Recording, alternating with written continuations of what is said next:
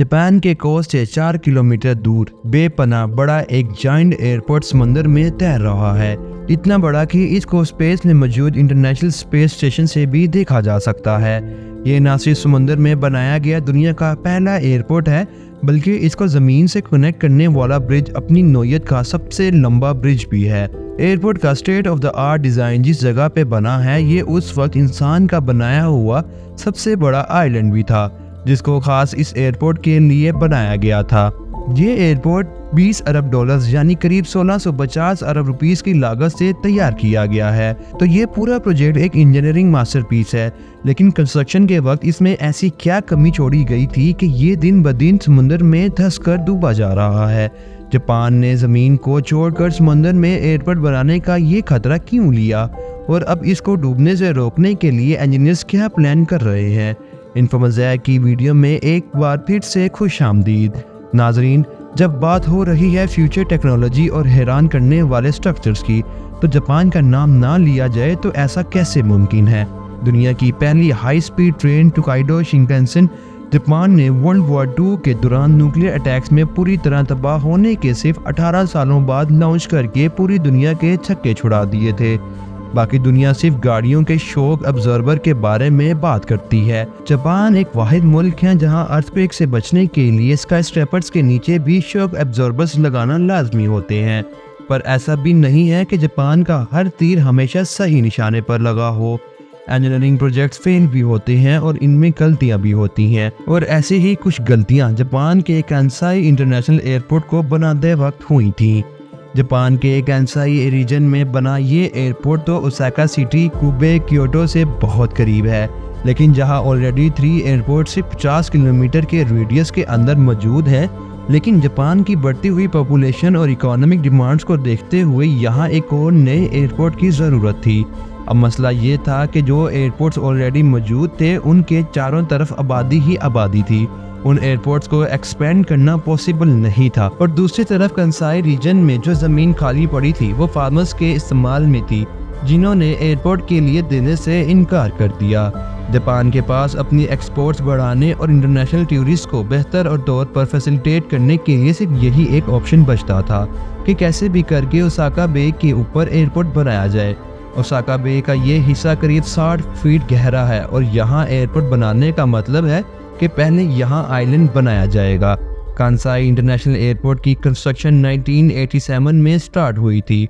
उस वक्त प्रोजेक्ट के लिए सिर्फ $8 बिलियन के खर्चे का एस्टिमेट किया गया था, लेकिन प्रोजेक्ट की कॉम्प्लिकेशंस की वजह से ये अमाउंट 8 बिलियन से $20 बिलियन तक पहुंच गई थी। अगर इसे ज़मीन पर बनाया जाता तो ये कॉस्ट इससे भी डबल हो जाती, क्योंकि फार्मर्स से ज़मीन लेने के लिए उनको भारी कॉम्पनसेशन देना पड़ती।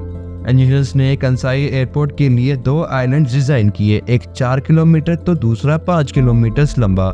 ये दोनों आइलैंड्स एक मैसिव सी वॉल के दम पर खड़े होंगे। यहाँ समंदर करीब 60 फीट गहरा है, जिसे भरने के लिए पहाड़ों से 750 मिलियन क्यूबिक फीट मिट्टी खोद कर लाई गई। जापान ने इससे पहले भी कई आइलैंड्स बनाए थे, लेकिन इस केस में 4 किलोमीटर दूर समुद्र के बॉटम पे मौजूद कीचड़ काफी अलग था। इंजीनियर्स ने समंदर के बॉटम पे मौजूद इस कीचड़ का सैंपल लिया। टेस्टिंग और कैलकुलेशन के बाद कुछ एक्सपर्ट्स ने ये अंदाज़ा लगाया कि यहाँ एयरपोर्ट 19 फीट तक अंदर धकेगा, जबकि कुछ का कहना था कि ये 25 फीट से भी ज़्यादा अंदर जा सकता है। मज़े की बात यह है कि इन दोनों कंडीशंस में एयरपोर्ट को अंदर धंसना ही था। खर्चा बचाने के लिए ऑफिशियल ने आइलैंड और एयरपोर्ट की फाउंडेशन को 19 फीट धंसने के हिसाब से डिज़ाइन करवाया, और यही इनकी सबसे बड़ी गलती थी। कंस्ट्रक्शन प्रोसेस का सबसे पहला स्टेज ओशन फ्लोर को सख्त करने का था। 10 lakh rolling pipes ocean floor में डाले गए और उनको वाइब्रेट किया गया। इस वाइब्रेशन की वजह से जो लोज एंड थी वो कंप्रेस हो गई, जिससे फ्लोर काफ़ी हद तक सख्त हो गया। पाइप्स निकाल कर पीछे रह जाने वाले 10 लाख रोलिंग होल्स में पानी जज्ब करने वाली स्पेशल रेट डाली गई।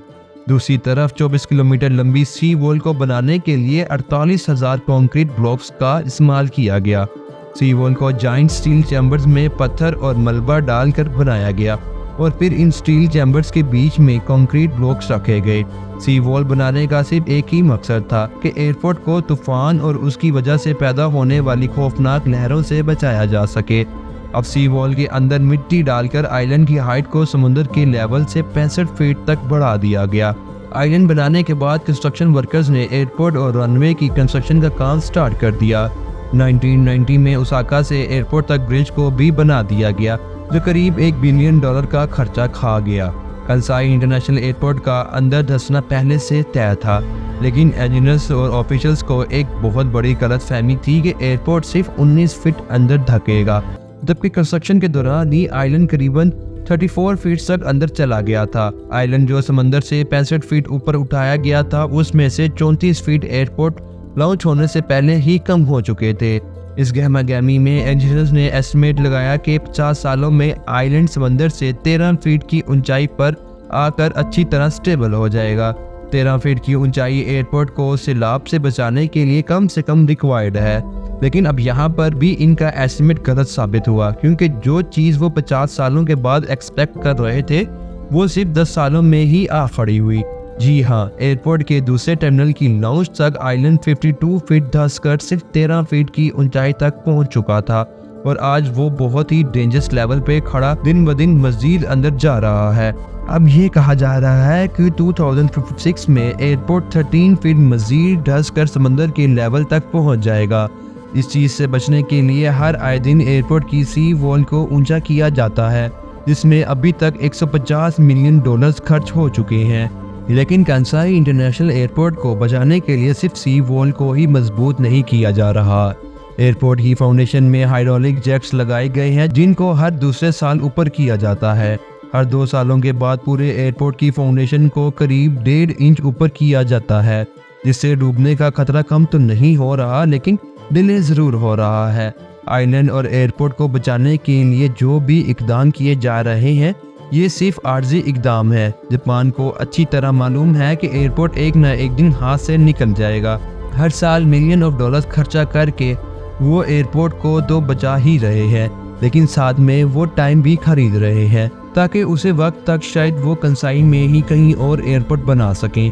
एक तरफ जहां एयरपोर्ट डूबने का खतरा सर पर मंडला रहा है, दूसरी तरफ कुदरत भी हर आए साल दस्तक दे रही है। 2018 में ओसाका बे पर टाइफून जीबी ने हमला किया था।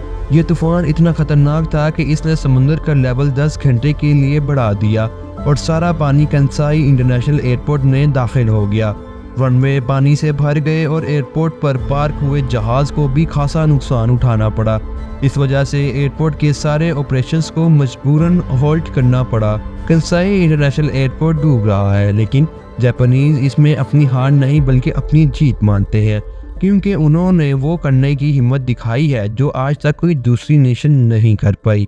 उम्मीद है इन्फोमज़ैक की ये वीडियो भी आप लोग भरपूर लाइक और शेयर करेंगे। मिलते हैं अगली शानदार वीडियो में। अपना बहुत सारा ख्याल रखें। अल्लाह हाफिज़।